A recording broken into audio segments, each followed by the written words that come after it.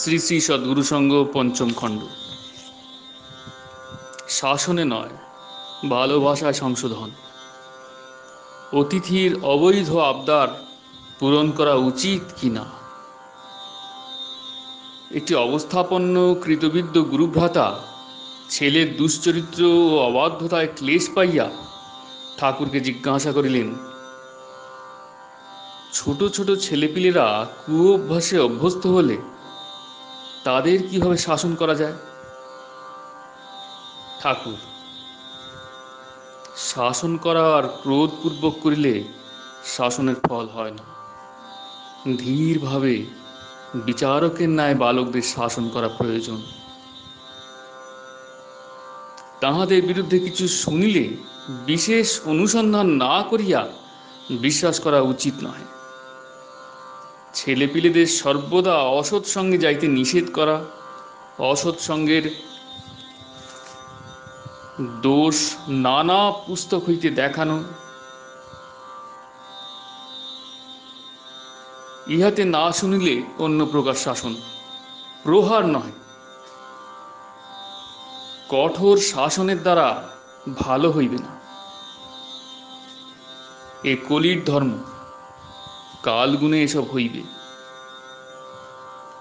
উহাদিগকে পিতা মাতা সর্বদা ওই অন্যায় কার্যের বিষময় ফল দেখাইবেন। এ যুগে শাসনের দ্বারা কোনো ফল হইবে না, ভালোবাসিয়া সংশোধন করিতে হইবে। পিতামাতার কথায় যদি সন্তানের মর্মে আঘাত লাগে, তাহাতে প্রায়ই মৃত্যু হয়, নতুবা গৃহ ত্যাগ করে।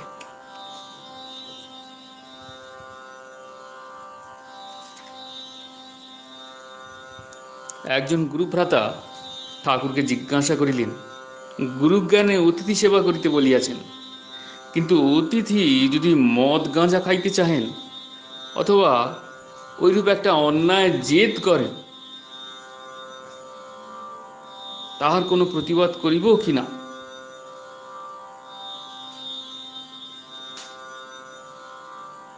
ঠাকুর: অতিথির ধর্মমতে ভ্রম থাকিলে তাহার সংশোধন করিয়া অতিথি সেবা করিবে না।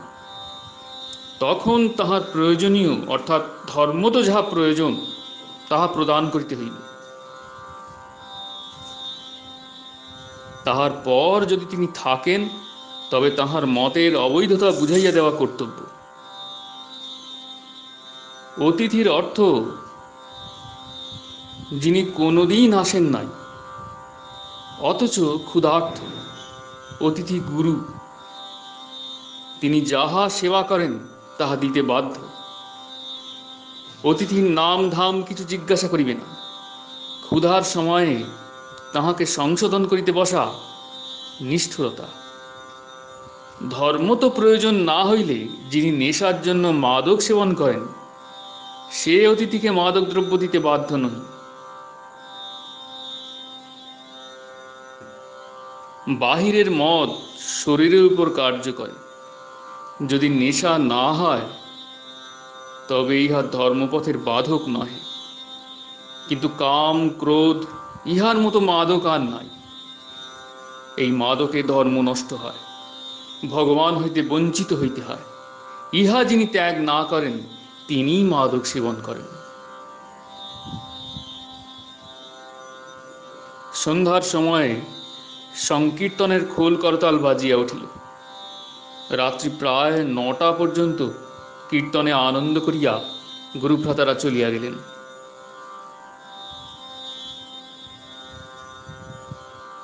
কলিকাতায় ভিক্ষায় অসুবিধা। ঠাকুরের ভাণ্ডার হইতে ভিক্ষা নিতে আদেশ। আজও শেষ রাত্রে উঠিয়া অভয়বাবুর বাড়ি গেলাম। শৌচাদি সম্পন্ন করিয়া স্নানান্তে ফুল তুলসী সংগ্রহ করিয়া ঠাকুরের নিকট আসিলাম। সন্ধ্যা তর্পণ হোম এবং ন্যাস করিতে বেলা 9টা হইল। চণ্ডী গীতা প্রভৃতি ঠাকুরের 3-4 হাত অন্তরে বসিয়া পাঠ করিতে সংকোচ বোধ হয়। বিশেষত তিনি 11টা পর্যন্ত নানা শাস্ত্রগ্রন্থ পাঠ করেন। আমি 9টা হইতে 11টা পর্যন্ত গায়ত্রী জপ করিয়া 12টি সচন্দন তুলসীপত্র ও গঙ্গাজল শালগ্রামকে প্রদান করিলাম। পরে অপরাহ্নে 3টা পর্যন্ত নাম জপের সঙ্গে ঠাকুরের রূপ শালগ্রামে ধ্যান করিয়া তুলসী গঙ্গাজল ঠাকুরের চরণে দিলাম। আহারের জন্য বড়ই অসুবিধা উদ্বেগ বোধ হইতেছে। কলিকাতা শহরে ভিক্ষার বড় অসুবিধা। অপরিচিত স্থলে নিন্দা ও অবজ্ঞা ভোগ হয়। পরিচিত স্থলেও লজ্জা, সংকোচ ও অভিমানে বাধা দেয়। 3:30টার সময়ে আসন ছাড়িয়া উঠিলাম এবং ভিক্ষায় বাহির হইলাম। গুরুভ্রাতা শ্রীযুক্ত মহেন্দ্রনাথ ঘোষের বাড়ি ভিক্ষা করিয়া তথাই রান্না করিয়া প্রসাদ পাইলাম। কল্ল আবার কোথায় ভিক্ষা করিব ভাবনা আসিল, উদ্বেগও বোধ হইতে লাগিল। আমি মনে মনে ঠাকুরকে ভিক্ষার অসুবিধা জানাইলাম। সন্ধ্যার কিঞ্চিত পূর্বে ঠাকুরের নিকট উপস্থিত হওয়া মাত্র ঠাকুর একখানা কাগজে লিখিয়া যোগজীবনকে দিলেন এবং উহা দিদিমাকে শুনাইতে বলিলেন। যোগজীবন আমাকেও পড়িয়া শুনাইলেন। ব্রহ্মচারীর যতদিন কলিকাতা থাকিবেন অন্যত্র ভিক্ষা করিবার প্রয়োজন নয়। এখান হইতে নিজের প্রয়োজন মতো বস্তু গ্রহণ করিয়া পাক করিয়া খাইবেন। এখানকার সমস্তই ভিক্ষা নয়, এজন্য অন্য স্থানে ভিক্ষা নিষ্প্রয়োজন। যদি ইচ্ছা হয় মধ্যে মধ্যে ভিক্ষা করিতে পারেন। আহারের মাত্রা ও সময় স্থির না থাকিলে শরীর ভগ্ন হয়। শরীর অসুস্থ হইলে সাধন ভজন কিছুই হয় না, সমস্ত নষ্ট হইয়া যায়।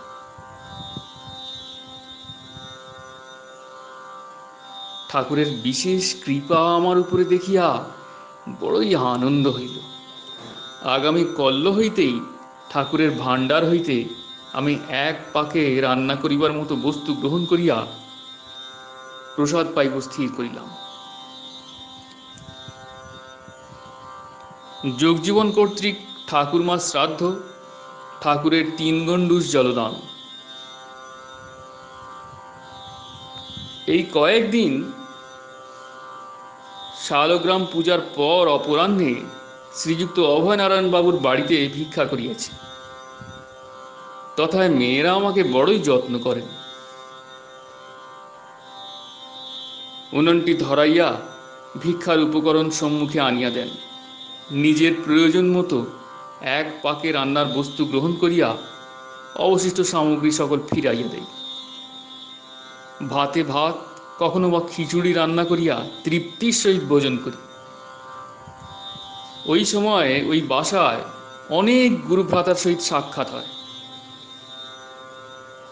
অভয়বাবু প্রভৃতির মুখে ঠাকুরের অনেক কথা শুনিলাম। আমি হরিদ্বারে ছিলাম বলিয়া এ সকল কথা কিছুই জানি নাই। ঠাকুরের লীলা কাহিনী, কথাবার্তা ও কার্যকলাপ শুনিতে ও ভাবিতে বড়ই আনন্দ পাই। তাই অতীত কয়েকটি ঘটনার বিষয় যেমন শুনিলাম, ডায়েরিতে লিখিতেছি।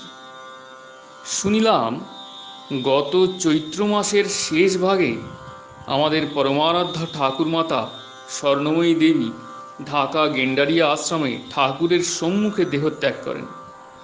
ঠাকুর সন্ন্যাসী, সুতরাং মাতা শ্রাদ্ধ কার্য পিণ্ডদানে অধিকার নাই বলিয়া পুত্র যোগজীবনকে লইয়া কলিকাতা আসলেন এবং মেছুয়াবাজার স্ট্রিটে কেশববাবুর নববিধান মন্দিরের পশ্চাৎ দিকে 90/5 নম্বর শ্রীযুক্ত অভয়নারায়ণ রায় মহাশয়ের বাসায় উঠিলেন। তথায় থাকিয়া একাদশ দিবসে যোগজীবনকে লইয়া গঙ্গা তীরে প্রসন্ন কুমার ঠাকুরের ঘাটে উপস্থিত হইলেন। তৎপরে স্বধর্মনিষ্ঠ শ্রদ্ধাবান গুরুভ্রাতা শ্রীযুক্ত অচিন্ত কুমার চক্রবর্তী মহাশয়কে পৌরোহিত্যে বরণ করিয়া যোগজীবন দ্বারা কুলপ্রথা অনুসারে যথাশাস্ত্র শ্রাদ্ধ কার্য সমাধা করিলেন। এ সময় ঠাকুরও স্বয়ং 3 গণ্ডূষ গঙ্গাজল লইয়া মাতৃদেবীর উদ্দেশ্যে প্রদান করিলেন। ঠাকুর তখন লিখিয়াছিলেন,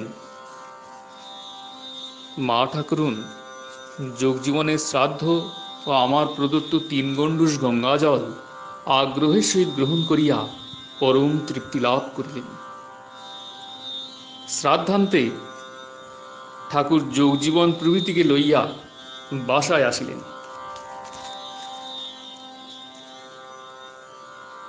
শ্রাদ্ধ বাসরে মুকুন্দের কীর্তনের শক্তি সঞ্চার। ইতিমধ্যে শ্রদ্ধেয় গুরুভ্রাতাগণ বাসার সংলগ্ন সম্মুখের বিস্তৃত জমিটি পরিষ্কার করিয়া তাহাতে ছাউনি দিয়া কীর্তনের আসর পাতিয়া রাখিয়াছিলেন। ঠাকুর বাসায় পৌঁছিবা মাত্র ভক্ত কীর্তনিয়া মুকুন্দ দাসের মৃদঙ্গ করতাল বাজিয়া উঠিল।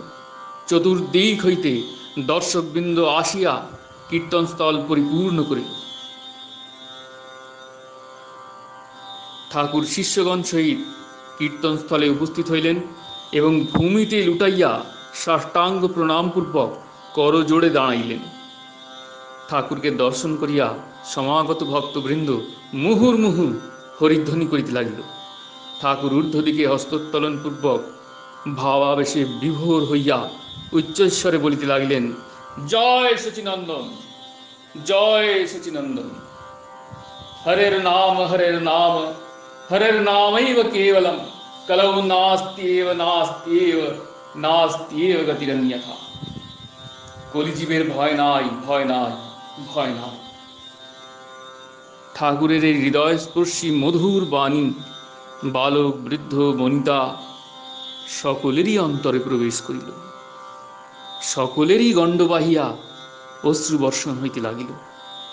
অপূর্ব দৃশ্য। শ্রবণ মঙ্গল মধুর সংকীর্তন আরম্ভ হইল। ঠাকুর ভাবাবেশে বিহ্বল হইয়া পড়িলেন।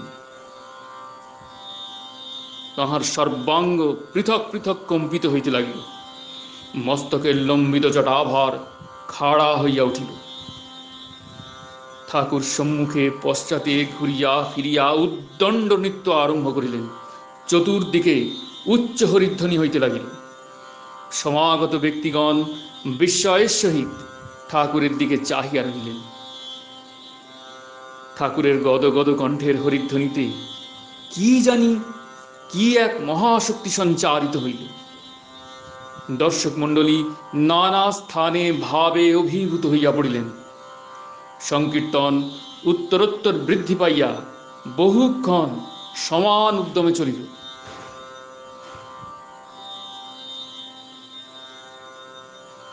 মহাভাবের বন্যায় ভক্ত গুরুভ্রাতারা দিশাহারা হইলেন। ঠাকুর কতক্ষণ নৃত্য করিতে করিতে অকস্মাৎ দাঁড়াইয়া পড়িলেন। চারিদিক হইতে গগনভেদী হরিধ্বনি উত্থিত হইল। ঠাকুর ভূমিতে পড়িয়া লুটাইতে লাগিলেন। তখন সংকীর্তনের মধুর ধ্বনি ধীরে ধীরে নীরব হইল।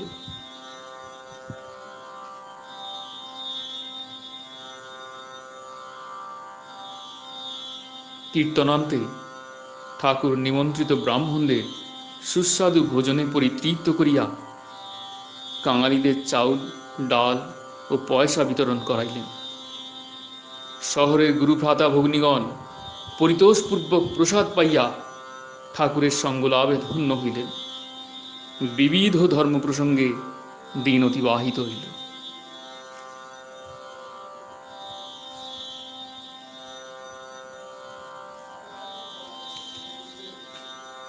জয় গুরু, জয় গুরু, জয় গুরু।